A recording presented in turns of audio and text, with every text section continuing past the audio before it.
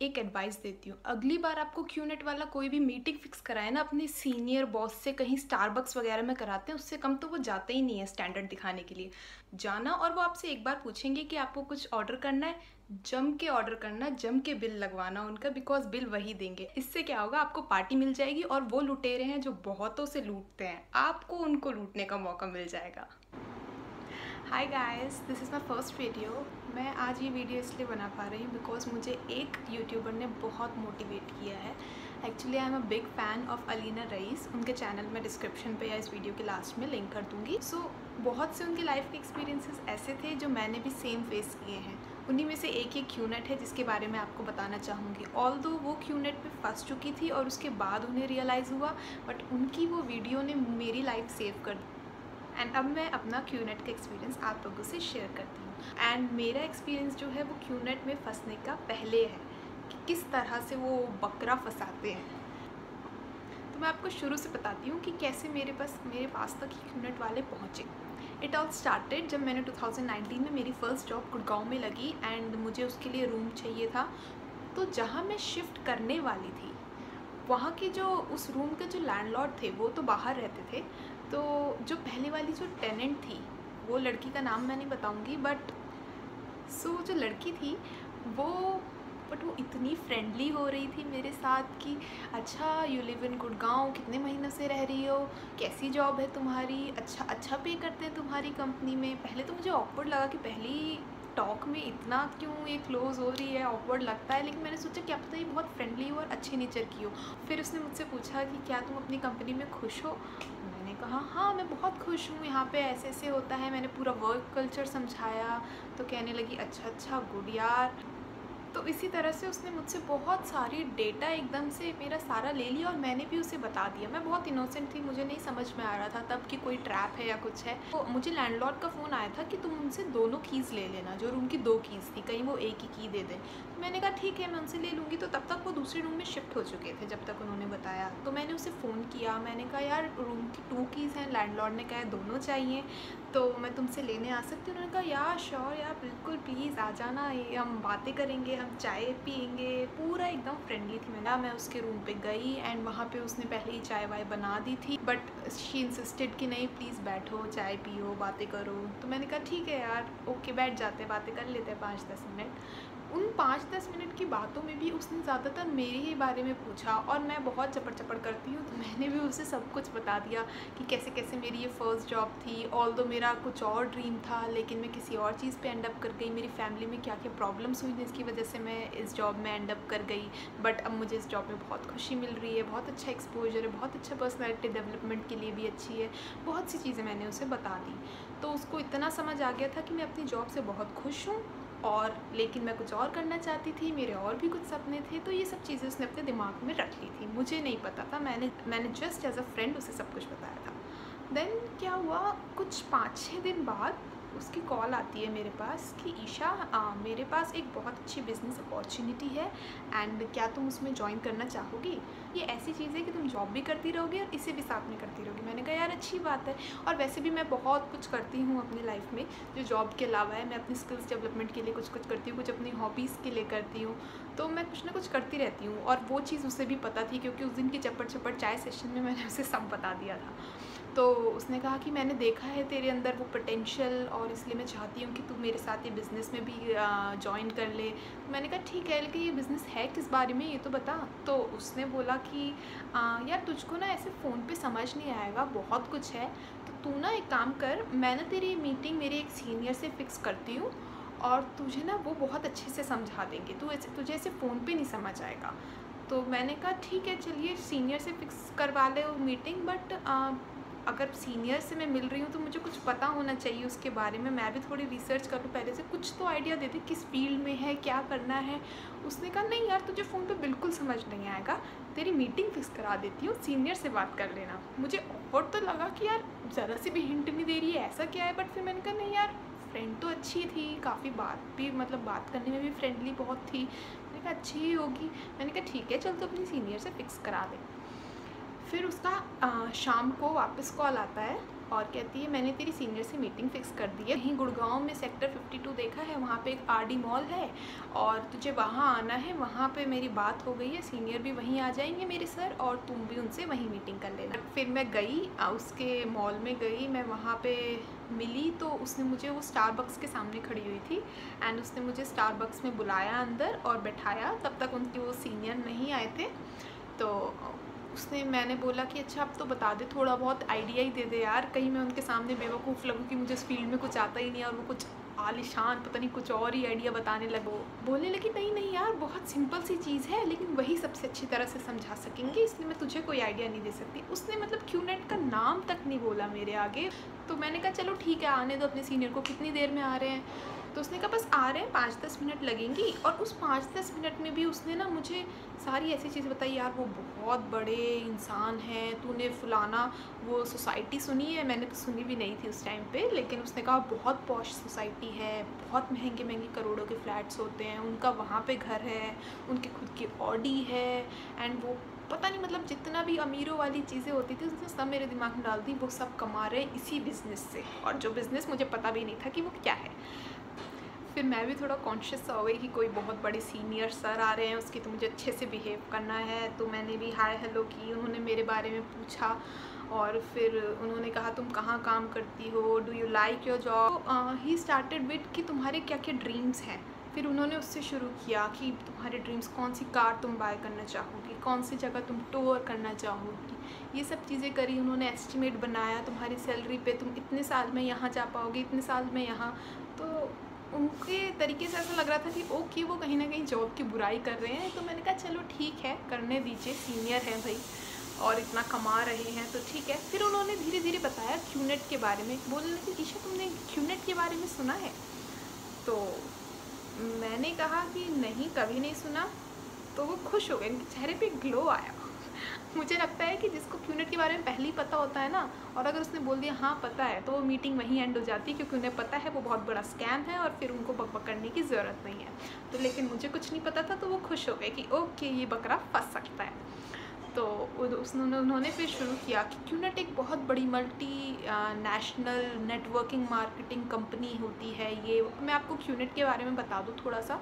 तो क्यूनेट एक network marketing company है, बट अगर आपके पैसे उसमें फंस जाते हैं और अगर आप सोच रहे हैं कि आप उनके खिलाफ़ केस करेंगे कि ये इतना बड़ा स्कैम है, इतने इतने पैसे लोगों के पता नहीं 10-10 लाख रुपए भी फंसे होते हैं उसमें, तो अगर आप ये केस करना चाहोगे उनके ऊपर, तो वो उन केसेस में बच जाएंगे, क्लीन चिट मिल जाएगा उन्हें। क्यों? क्योंकि जो क्यूनेट का जो मेथड है पैसे फंसाने का, वो ऑन पेपर्स इलीगल नहीं है। क्योंकि ऑन पेपर्स वो क्या करते हैं, मनी सर्कुलेशन इलीगल चीज़ है, बट मनी सर्कुलेशन वो इस तरह से करते हैं कि जो हमने पैसे दिए हैं उन्हें, वो उन पैसों से हमारी कुछ क्वांटिटीज़ उनकी वेबसाइट की, क्यूनेट की खरीदते हैं। वो क्वांटिटीज़ में क्या होता है, जैसे मान लो हमने 4-5 लाख का मलेशिया का पैकेज ख़रीद लिया, या फिर हमने 5-6 लाख में यूरोप टूर ख़रीद लिया, कुछ भी मतलब कुछ भी वो हमसे ख़रीदवा लेते हैं। उनकी जगह प्रोडक्ट्स जो क्यूनेट पे उनकी वेबसाइट पे पड़े होते हैं, हमें वो ख़रीदने होते हैं। तो इसलिए हमने, क्योंकि वो प्रोडक्ट्स हमने ख़रीदे हैं, तो एक तरह से वो ई-कॉमर्स वेबसाइट की तरह काम कर रहा है, तो वो इसलिए इलीगल में नहीं जाता है कि तुम्ही ने तो ख़रीदा था ये पैकेज। ऑल्दो वो पैकेज ऐसा होता है कि जो जहाँ तुम 1 लाख में जा सकते हो, उस पैकेज को उन्होंने वो 4 लाख का दिखाया होता है और तुमने 4 लाख में वो ख़रीदा होता है, लेकिन वो फिर भी ऑन पेपर्स लीगल ही है बिकॉज तुमने प्रोडक्ट ख़रीदा है।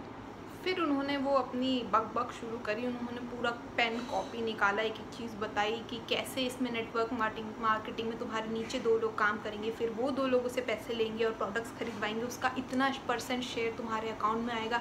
ऐसे कर करके फिर उन्होंने अपना बताया कि मेरे तो 5-6 लाख के चेक वीक्स में आते हैं, हर वीक 5-6 लाख का चेक आता है, इतना बड़ा नेटवर्क हो गया है मेरे नीचे क्योंकि मैं सीनियर हूँ। ये उन्होंने बहुत सारी चीज़ें ऐसी बताई जो समझ आ रही थी मुझे कि बहुत बड़ा घपला है, बहुत बड़ा पैसों का खेल है और तुम उसमें फंस जाओगे। लेकिन मेरी आदत क्या है, मैं सीधे मुंह पे बोल नहीं पाती हूँ कि नहीं भाई तुम मुझे लूट रहे हो, मुझे समझ आ रहा है, मुझे नहीं करना है। मैं शर्म के मारे कि चलो भाई बंदा सीनियर है, मुझसे एज में बड़ा है, मैं चुपचाप करती गई और मैं सोच रही थी कब एंड होगा।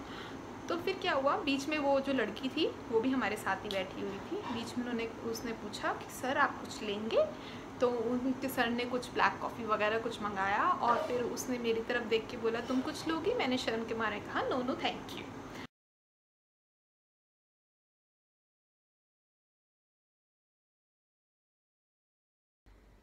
और आपको मैं बता दूं कि उनके सीनियर्स जो बहुत सीनियर हो जाते हैं नेटवर्क में, उनको माना कि 5 लाख का चेक हफ्ते 2 हफ्ते में आते रहते हैं, लेकिन मैं आपको बता दूं वो वहाँ तक पहुँचे कैसे हैं। बहुत लोगों को लूट के, बहुत इंसानों को परेशान करके वो वहाँ पे लूटे हैं।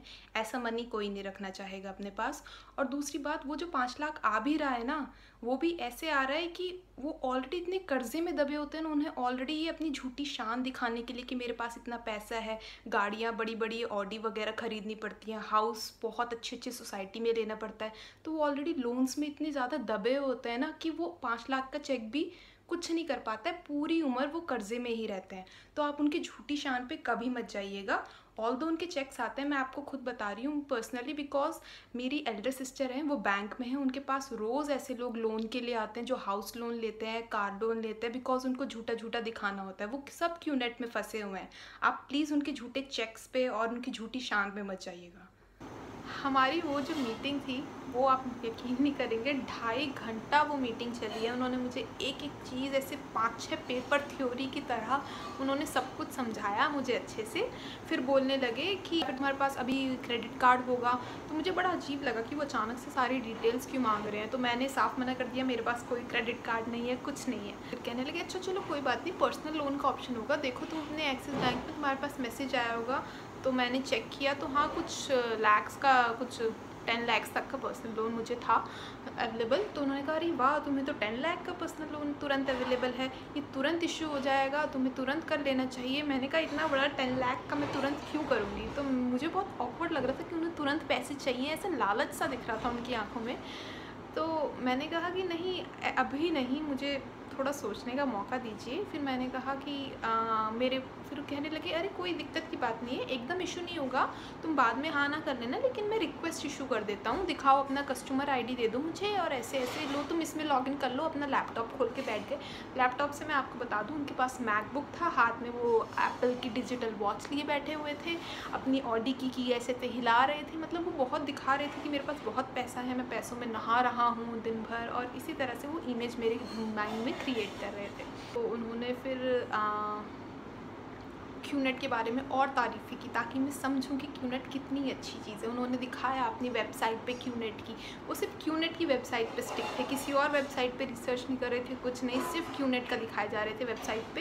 ये देखो इतने का हॉलीडे पैकेज है, तुम ये खरीद सकती हो, तुम्हें यहाँ जाने का मन है, तुम्हें ट्रैवलिंग करना अच्छा लगता है तो तुम यहाँ जा सकती हो, और ये इतने रुपये में पड़ेगा तुम्हें, और हमारी इतनी सारी पार्टीज़ होती हैं, कभी मलेशिया में होती है, कभी कहीं होती हैं, और वो फ्री ऑफ कॉस्ट तुम हमारी टीम के साथ जाते हो, हम लोग देखो कितना इंजॉय करते हैं। और उसमें उन्होंने ये भी बताया कि बहुत सारे IITs के बच्चे नहीं, IITs के एम्प्लॉयज़ जिन्होंने अपनी जॉब छोड़ दी है और इस क्यूनेट में आ चुके हैं, बड़े बड़े CEO कंपनीज़ के इसमें आ चुके हैं। कह रहे थे कि वो मतलब सब ने अपनी जॉब छोड़ दी और वो बैठे बैठे उनको चेक्स मिलते रहते हैं और वो इन्जॉय कर रहे हैं सिर्फ इस क्यूनेट के दिन पे। उन्होंने दिखाया कि क्यूनेट ने कैसे मैनचेस्टर FC में स्पॉन्सरशिप की हुई थी, आईफा अवार्ड्स में स्पॉन्सर्स थे, वो पता नहीं क्या क्या दिखाया। बट क्यूनेट भले ही कहीं भी स्पॉन्सर करे, क्यूनेट है तो एक कंपनी, पैसा तो लीगल ही है ना, वो स्पॉन्सर करेगा, लेकिन उससे हमें क्या बेनिफिट है। तो ये सब मुझे वैसे ही अजीब लग रहा था कि वो क्यों इतनी तारीफ़ें पेल रहे हैं। मुझे एट द एंड मेरा प्रॉफिट देखना है ना, और उसमें मुझे बहुत घपला दिखाई दे रहा था। क्यूनेट क्या कर रहा है अपनी कंपनी के लिए, उससे मुझे क्या मतलब है। मैंने कहा कि मैं तुरंत ऐसे मैंने बोला मैं तुरंत ऐसे लोन इशू नहीं करूँगी, मुझे पहले सोचना पड़ेगा। तो मेरा मतलब ये था कि मैं घर जाके सोचूंगी, 1-2 दिन लगाऊंगी, उनकी स्ट्रैटेजी को समझूंगी, अगर मुझे बेनिफिशियल लगता है ये तो मैं देखूंगी। लेकिन वो एकदम से उठे और बोले ठीक है, मैं 10 मिनट बाहर ही टहल लेता हूँ और तुम मुझे 10 मिनट में बता दो कि तुम्हें क्या करना है, तुम्हारा क्या फैसला। और तब तक भी जब वो 10 मिनट बाहर गए, मैंने उस लड़की की तरफ क्वेश्चन मार्क वाले चेहरे से देखा। मैंने कहा यार ये क्या था, वो ही अभी तक लगातार बोल रहे थे, मुझे सोचने तो दो। मेरा सोचने मतलब ये नहीं मैं 10 मिनट में 10 लाख रुपए का डिसीजन ले लूँ। तो बोलने लगी नहीं यार ये बिल्कुल भी, तू टाइम ले, कोई बात नहीं, तू 10 मिनट आराम से सोच, मैं बिल्कुल चुप बैठी हूँ यहाँ पे। तो मुझे वो भी बड़ी ऑकवर्ड लगी। मैंने कहा यार ये मेरी बात नहीं समझ रही है, इतना आसान होता है क्या 10 लाख रुपए देना। फिर मैंने उसे समझाया, मैंने कहा देख यार तेरे सीनियर है, आई रिस्पेक्ट हिम, तो इसलिए मैं डायरेक्टली उनके मुंह पे नहीं बोलना चाहती ये चीज़, बट प्लीज़ तू उन्हें बोल दे कि मैं 10 मिनट में क्या, मैं 2 घंटे में भी ये डिसीजन नहीं लूँगी, मुझे टाइम चाहिए। फिर वो सीनियर जी अंदर आए और फिर उन्होंने कहा कि तब तक उनका लैपटॉप वगैरह सब टेबल पे रखा हुआ था सजा हुआ। तो तो जैसे ही वो अंदर आया और उसने कहा कि सर इसको थोड़ा सोचने के लिए एक नाइट चाहिए, कल सुबह तक बता देगी ये सब करके। तो भाई वो एकदम समझ गए कि ये नहीं फंसने वाली अब इसमें, क्योंकि शायद इनका ये होता है कि अगर तुरंत ले लिया पैसा किसी तरीके से बेवकूफ़ बना के तो बंदा फंस जाएगा, वरना घर जाके उसकी अकल चलेगी एंड डेफिनेटली वो मना करने वाला है। तो उनको भी वो चीज़ सेंस हो गई थी, उन्होंने तुरंत अपना लैपटॉप अपने बैग में डाला और कह दिया okay Isha, it was nice to meet you, और चल दिए। फ्रेंड थी तो उसने मुझे दिखाया, ये देख, ये उसमें ना बहुत सारे अलग अलग जगह दो दो लोग बैठे हुए थे टेबल्स पे, जगह जगह। स्टारबक्स में भी 3-4 लोग अलग अलग टेबल पे दो दो तीन तीन बैठे हुए थे। कह रही ये सब ना इसी चीज़ की मीटिंग कर रहे हैं, ये हमारे क्यूनेट वाले ही लोग हैं और ये देख इन सब के साथ मीटिंग कर रहे हैं। अब जो जिसने भी हाँ कर दी ना उसकी पोजीशन तुझसे पहले लग जाएगी, तुझे उस चीज़ का लॉस हो जाएगा।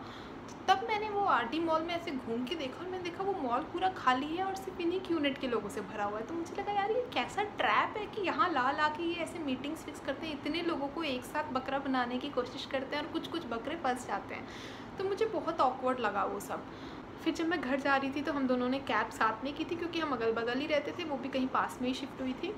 तो मैंने उससे पूछा यार जो तुम्हारी ट्रिप्स होती हैं मलेशिया वगैरह तुम जाते हो साल में, वो बिल्कुल फ्री ऑफ कॉस्ट होती हैं? तो बोलने लगी नहीं यार, कुछ मिनिमम बेस फ़ी होती है जो 5 स्टार होटल्स वगैरह की या फ़्लाइट्स की हमें देनी पड़ती है। तो मैंने सोचा यार मिनिमम भी देने बैठोगे ना तो भी अच्छा खासा 10-20 हज़ार का खर्चा आना है, तो फ़ायदा क्या है इन यूनिट्स को ख़रीदने का जब बिल्कुल फ्री ऑफ कॉस्ट नहीं, ऑलरेडी हम 10 लाख रुपये लगा चुके हैं। तो मुझे समझ आ गया था कि ये बहुत बड़ा घपला है और इससे बाहर निकलना है। घर आके मैंने क्यूनेट के बारे में देखा और फिर क्यूनेट स्कैम्स के इतने सारे केसेस आने लगे। यूट्यूब पे देखा तब मुझे अलीना रईस की वो वीडियो दिखी, उन्होंने साफ बताया कि क्यूनेट में बाद में क्या क्या होता है और कैसे कैसे वो ब्रेन वॉश कर देते हैं इंसान का, वो अपनी जॉब छोड़ देता है या फिर उसकी जॉब उसकी परफॉर्मेंस इशू की वजह से चली जाती है। तो मुझे इतना बड़ा घपला लगा, मैंने कहा थैंक गॉड मैं बच गई इस चीज़ से। सो गाइस, अगर आपको मेरी वीडियो अच्छी लगी तो प्लीज़ मेरे चैनल को सब्सक्राइब करिए। मेरी पहली वीडियो है, मैं अभी और वीडियोस डालूंगी, अपना एक्सपीरियंस आप लोगों से शेयर करूंगी एंड इस चैनल को कंटिन्यू रखूंगी। अगर आप लोग मेरे से कनेक्ट होना चाहते हैं तो प्लीज़ प्लीज़ प्लीज़ मेरे चैनल को सब्सक्राइब करिए।